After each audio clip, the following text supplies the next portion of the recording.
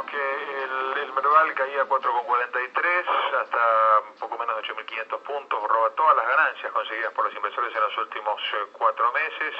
Al mismo tiempo se conocía hoy la inflación del índice de Congreso, que el oficialismo quiere evitar que siga difundiéndose desde el Parlamento y que dio un acumulado del 38,7 en 2014, 1,86 en el mes pasado de noviembre.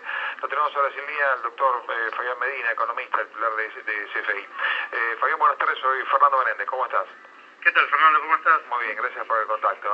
No, gracias a vos por llamar. Bueno, ¿es excepcional esta caída del Merval o tiene que ver de pronto con la caída en el barril de crudo que se vino registrando en los últimos días? En realidad, si estuviera estado en fondo con las petroleras, sería una de las causas, no la causa. Mayoritariamente pensemos que también estamos ante un mes de toma de ganancias, ¿sí? También por lo cual es lógico que baje un poco el Merval, vaya cayendo todos los días, a medida que vayan entregando ganancias del trimestre anterior. Pensemos que lo que es el mercado de capitales no otorga ganancias anuales, sino que también otorga en parte trimestral. Ajá.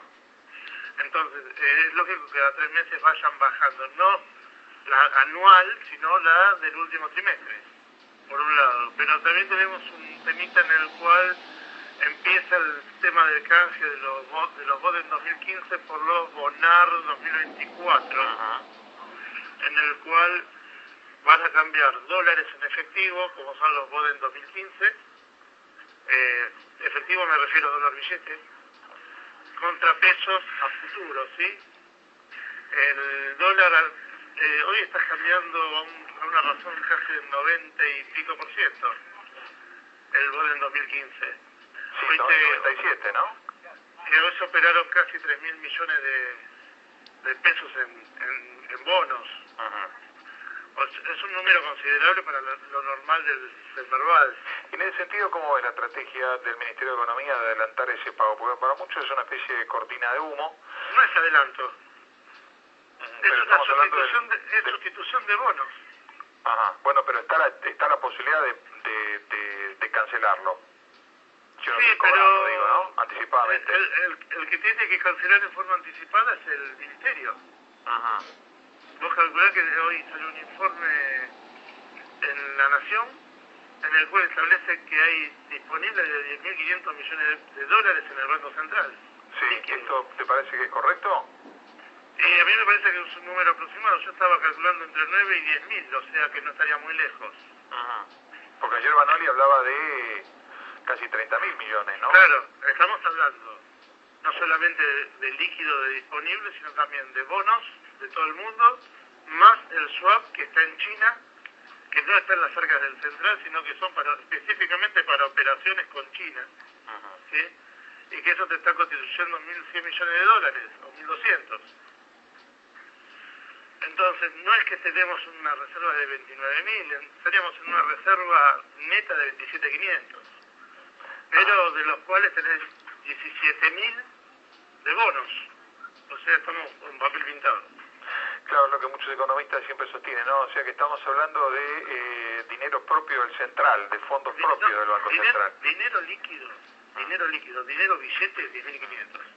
Esa sería la capacidad de fuego de intervención del central ante una corrida o cualquier tipo de estrategia de volatilidad, exacto, ¿no? Ni más ni menos. Ayer Banoli en su presentación ante el Senado, ¿no es cierto?, para buscar la aprobación de la Cámara, la nominación de la presidenta, aseguraba que él no piensa evaluar. ¿Te parece que ese camino se podrá sostener durante 2015? De hecho se está devaluando todos los días. Micro devaluaciones. La devaluación más grande la dio en forma anual el 23 de enero de este año, Kicillof, ¿sí? Lo llevo de 6 a 8, ¿sí? Y después de 8 hoy está en 8.56. O sea, 56 centavos sobre 8 te está dando, estás hablando de un 7% de devaluación en el oficial, ¿sí?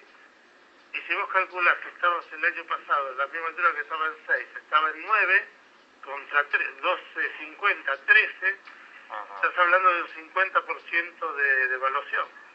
De todas maneras, la impresión para el público en general, para el tipo de la calle, es que el dólar vuelve a estar atrasado, ¿no?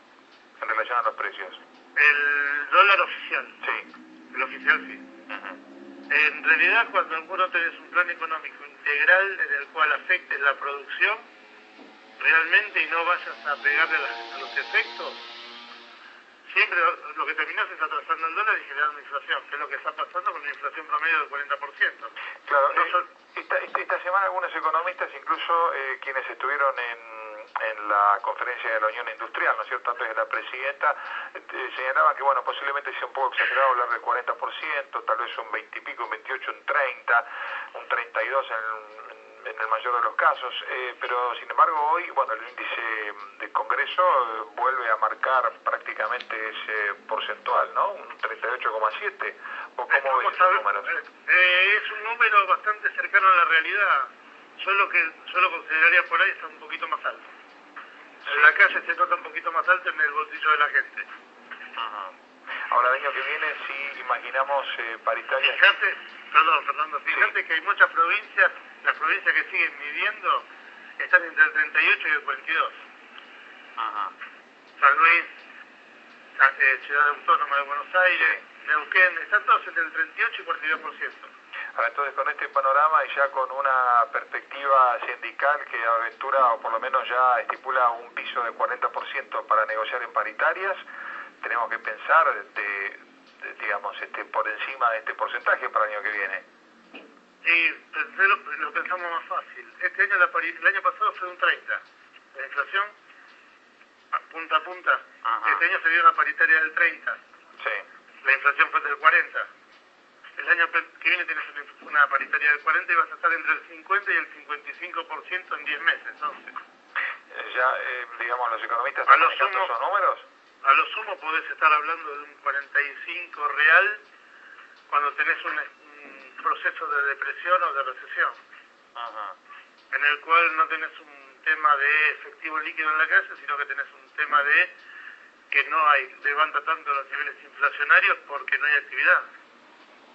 Claro, ese es otro de los temas, ¿no? Porque claramente hoy hablaban de los ingresos que generaron el pago de las telefónicas por la licitación de los espacios radioeléctricos, ¿no es cierto?, para esto de la licitación del 4G, pero el tema es con qué dólares las empresas van a importar el año que viene, justamente los insumos para la inversión. Los dólares salen directamente del central en los pagos. Hola.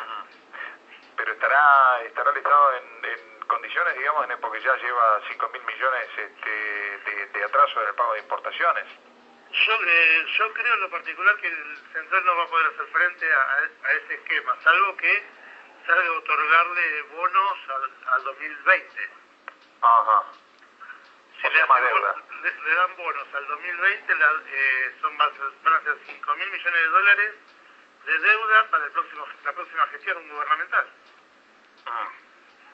Pues aparte estarían los pagos a Repsol y todos los acreedores que se habían puesto. O sea que podrían llegar a pagar...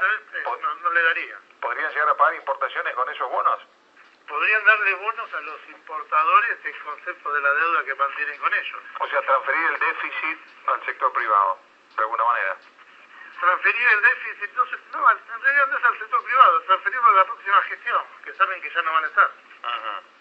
Claro. Es un tema de transferencia y, como siempre, sacarse el problema de encima y buscar la culpa en el otro. Es un asunto de transferencia de problemas, como se siente. Fabián, gracias como siempre, hasta cualquier momento, ¿eh? No, gracias a vos, Fernando. Que siga bien. El doctor Fabián Medina, economista y director de CFI, haciendo un repaso, bueno, de los últimos datos económicos, la inflación que según el índice Congreso llegó al 1,89 en noviembre, 38,7 para